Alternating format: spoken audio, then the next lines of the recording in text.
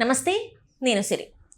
నాగ చైతన్య శోభిత పెళ్ళి డిసెంబర్ 4వ తేదీన జరగబోతుంది అని చెప్పేసి అందరూ అనుకుంటున్న టైంలో ఇప్పుడు ఒక బ్రేకింగ్ న్యూస్ వచ్చి పడినట్టయింది. నాగ చైతన్య శోభిత పెళ్ళి వాయిదా పడింది అని చెప్పేసి కొన్ని వార్తలు వస్తున్నాయి.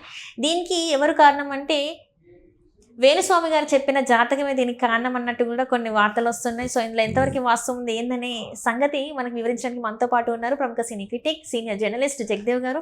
నమస్కారం సార్. నమస్తే. సో ఇప్పుడు చూస్తుంటే అసలు దీన్ని ఎలా స్టార్ట్ చేయాలో అర్థం కావట్లేదు. మనము అంటే వేణుస్వామి ఫ్యానా? అలానేం కాదు, కానీ రాత ఎవరు ఏం చేయలేరు సార్. నేనైతే అది నమ్ముతా. జాతకాలు ఏమో తెలియదు కానీ రాతను మాత్రం అయితే ఎవరు తప్పించుకోరని నమ్ముతాను నేను. సో ఇక్కడ మనం చూసుకున్నట్టయితే నాగ చైతన్య శోభిత పెళ్ళి డిసెంబర్ 4వ తారీఖున జరగట్లేదు అని చెప్పేసి వార్తలు వస్తున్నాయి. అది కూడా ఏంటంటే జాతకం కుదరలేదు, వేణుస్వామి ఏదైతే చెప్పాడో దానికి సంబంధించి జరగట్లేదు అని కూడా మళ్ళీ వార్తలు వస్తున్నాయి. ఇందులో ఎంతవరకు వాస్తవం అంటారు? నేను అనుకోవడం అనుమానం పెనుభూతం అని అంటారు.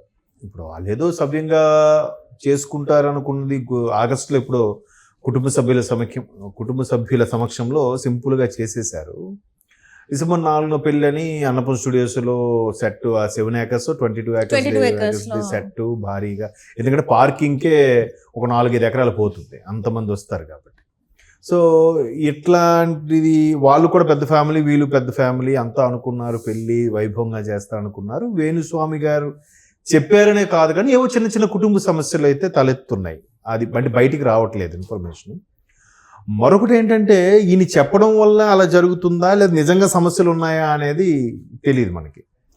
తర్వాత ఈ చైతు ఇది ఇష్యూ అయిన తర్వాతనే కొండా సురేఖ గారు నాగార్జున గారిని డైరెక్ట్గా చైతు గారిని కొన్ని రకాల కామెంట్స్ చేయడం సమంత గారి విషయంలో. అంటే సమంత గారికి ఇబ్బంది కలగలేదు కానీ అది నాగార్జున గారికి మాత్రం వ్యక్తిత్వ హననం చేసేలాగే ఉన్నాయి వ్యాఖ్యలు. సో ఇది అయిన తర్వాత ఆ వేణుస్వామి గారు లాంటి వాళ్ళు ఇలా చెప్పడం, ఎక్కడ సురేఖ గారు లాంటి వ్యాఖ్యలు చేయడం, ఒక విధంగా పరువు పోయినట్టు అయింది కదమ్మా. అంత దారుణంగా వ్యాఖ్యలు చేయడం అనేది ఎవరు హర్షించదగ్గది కాదు, ఎవరు యాక్సెప్ట్ చేయరు అటువంటి వ్యాఖ్యలు. అసలు టాలీవుడ్ మొత్తం కూడా ఒకటయింది. ప్రముఖ హీరోలు కూడా, చాలామంది హీరోలు, ఇప్పుడు స్పందించిన హీరోలు కూడా ట్వీట్లు పెట్టారు. సో ఇప్పుడు మేబీ ఇప్పుడు ఏంటి ఇలా డిస్టర్బెన్స్ వస్తుంది, మానసిక అశాంతి కదా అంతా. మేబీ ఎవరినో ఎప్పుడో చెయ్యే ఉండుంటారు, ఇట్లా ఒక మహానుభావుడు ఇద్దరు విడిపోతారని చెప్తున్నాడు, ఇంకో మీరు పెట్టింది చూస్తే బ్రహ్మాండంగా ఉంది, తిరుగులేదని అంటున్నారు. ఏది కరెక్ట్, ఏది రాంగ్ అంటే జనరల్గా ముహూర్త బలం అనేది ఉంటుంది, చాలా పవర్ ఉంటుంది దానికి. ఎందుకు పవర్ ఉంటుంది అని అంటానంటే ఆ ముహూర్త బలం కానీ తేడా కొడితే అసలు పెళ్ళే అవ్వదంట. ఒకవేళ అయినా మేబీ రకరకాలుగా జరగచ్చు అంట అని చాలామంది పెద్దలు చెప్తుంటే నేను విన్నాను. అంటే నా మిత్రుడు కూడా ఒకడు ఉన్నాడు, ఆయన కూడా అంటాడు. ముహూర్త బలము ఇవన్నీ విషయం పక్కన పెడితే ఇంతకుముందు ఒక మాట అన్నారు, రాత అని. సో అది దానికి కూడా నేను ఏకీభవిస్తాను. ఎందుకంటే ఇదంతా ఎవడు చెప్పాడు రా, మనుషులు మనం సరిగ్గా ఉండాలి, మానవులు ఇది ఉండాలి అని అంటారు. సో కొంచెం ట్రై చేస్తే అదృష్టం, ఇంకొంచెం ముందుకెళ్తే రాత, మీరు అన్నట్టు ఇంకా డెప్త్కి వెళ్తే కర్మ ఫలితమేమో నేను అనుకుంటాను. కాబట్టి అవన్నీ యాంగిల్లో కూడా చూడగలిగితే ఇవన్నీ అర్థమవుతాయి. కొంతమంది నమ్ముతారు, కొంతమంది నమ్మరు.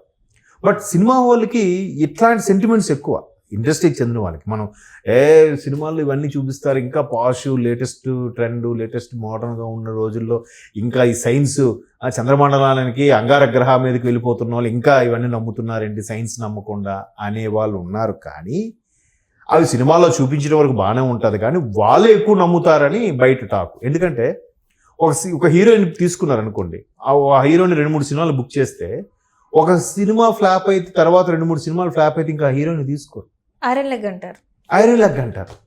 అసలు తెలుగు ఇండస్ట్రీలో కాదు, ఇండియన్ ఇండస్ట్రీలో హీరో ఓరియంటెడ్ సినిమాలే మనకు ఎక్కువ. హీరో ఓరియంటెడ్ ఏమాత్రం కథనం ఉన్నా, డైరెక్టర్ టాలెంట్ ఉన్నా సినిమా ఎత్తుకెళ్ళిపోద్ది. హీరోయిన్తో సంబంధం లేదు, హీరోయిన్ కేవలం పాటల వరకే. ఇప్పుడు అలా ఉంది. మరి ఆమె ఐరన్ లెగ్ ఏంటండి? హీరోయిన్ అన్నారు. హీరోయిన్ ఐరన్ లెగ్ ఎట్లా అవుతుంది? ఆమె స్టోరీ రాసిందా, లేదా ఆమె సినిమా చూడదని చెప్పిందా, లేదంటే ఆమె బేస్ చేసే ప్రొడ్యూసర్లు ముందుకు వచ్చి సినిమా తీస్తున్నారా? కాదు కదా. సో ఈ సెంటిమెంట్స్ ఎక్కువ. ముహూర్తపు షాట్ కరెక్ట్గా తీస్తున్నామా లేదా, కరెక్ట్గా కొడుతున్నామా లేదా, ఇట్లాంటివి చాలా ఉన్నాయి వాళ్ళకి, ఇంట్రెస్ట్ వాళ్ళకి ప్రతిదీ చూస్తారు వాళ్ళు.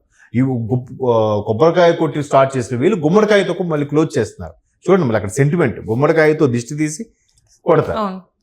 మరి ఇట్లా ఎంత సెంటిమెంట్గా ఫాలో అయినప్పుడు ఎవరైనా ఏదైనా చెప్పినప్పుడు ఆ చిన్న డౌట్ ఉండిపోతుంది కదా, చిన్న శంక ఉండిపోతుంది.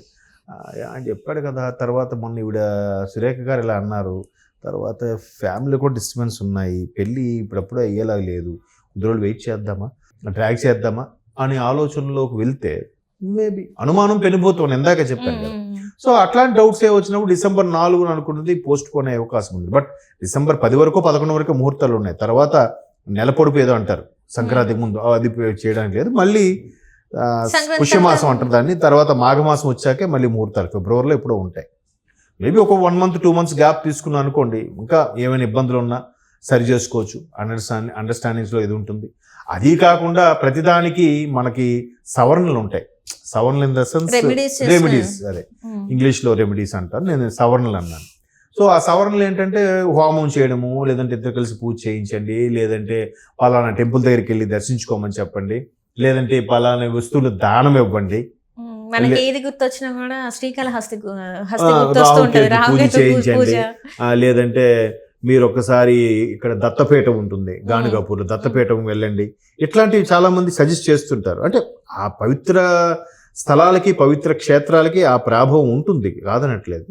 అండ్ నమ్మకంతో కూడినది ఉంటుంది. దానికి కూడా మళ్ళీ ఎట్లా లింక్ పెడతారంటే ఆ నక్షత్ర బలం కూడా చూస్తారు. ఇప్పుడు ఇద్దరు నక్షత్ర బలము, ఆ అమ్మాయి నక్షత్రం ఏంటి, ఈ నక్షత్రం ఏంటి, ఇద్దరు నక్షత్రాలకి ఆ రోజు ఏ లగ్నం పడుతుంది, మేషరాశి లగ్నమా, కర్కాటక రాశి లగ్నమా, లగ్నము ఉంటుంది కదా, లగ్న పత్రిక అంటారు. అందుకే ఆ లగ్నము ఆ ఘడియలు బట్టి అయిన దానికి కూడా కొంత బలం చేకూరుతుందని జ్యోతిష్ శాస్త్రంలో ఉంది. బట్ ఎప్పుడైతే ఇటువంటి వాళ్ళు కొన్ని సందేహాలు వెల్లిబుచ్చారో, ఆయన ఖరాఖండిగా ఎన్ని విమర్శలు ఎదుర్కొన్నా ఓపెన్గా చేసి చెప్పాడో, ఎక్కడి నుంచి అనుమానం ఉంటుంది కదా, ఎందుకులే ఇప్పుడు వీడు ఉన్నాడు, వీడి బాడీలో ఏదో డిఫెక్ట్ ఉందిరా అంటే, నాకేం కాదు బాగానే ఉన్నాడు అంటాడు. కొంత దూరం వెళ్ళాక అదే అన్నాడు కదా, నిజమే ఆడు అన్నట్టు ఏదో అనిపిస్తుంది, ఒకసారి చెక్ చేయించుకుంటే పోలే అని డాక్టర్ దగ్గరికి వెళ్తాం. సో అట్లాగే ఇక్కడ కూడా వేణుస్వామి లాంటి వాళ్ళు అన్నారు కాబట్టి, ఎందుకు అన్నాడో తెలిసి అన్నాడో తెలియక అన్నాడో ఆయన ఒకసారి వేరే వాళ్ళకి చూపిస్తే, సెకండ్ ఒపీనియన్గా చూపిస్తే తప్పేముంది, చూపించుకుని. ఎందుకంటే పెళ్ళి అనేది 2 కుటుంబాలకు సంబంధించింది. ఇటు ఈ కుటుంబము, అటు కుటుంబం, అందరూ సఫర్ అవుతారు, ఇబ్బంది పడతారు.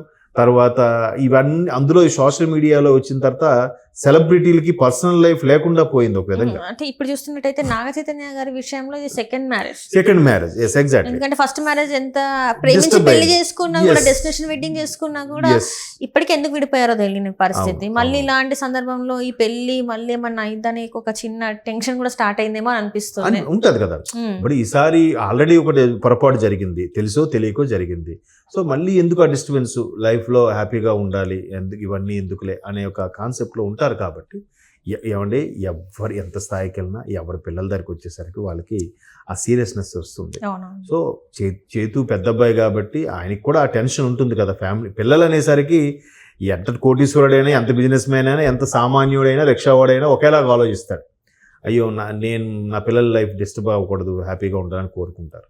సో దానికి సెకండ్ ఒపీనియన్కి వెళ్ళి వేరే వాళ్ళని అడిగి హోమాలు అవి చేయించవచ్చు, దానికోసం కొంత టైం తీసుకోవచ్చు. లేదు ఒకేసారి 2-3 కూర్చోబెట్టి కరెక్ట్ ముహూర్తమా కాదా, లేదంటే ఎందుకు డిస్టర్బెన్స్ అవుతుంది, కాసేపు ఫ్రీ అయ్యాక చేసుకుందాం, రకరకాల రీజన్స్ ఉంటాయని నా అభిప్రాయం. Right sir, right. Thank you so much sir. Thanks.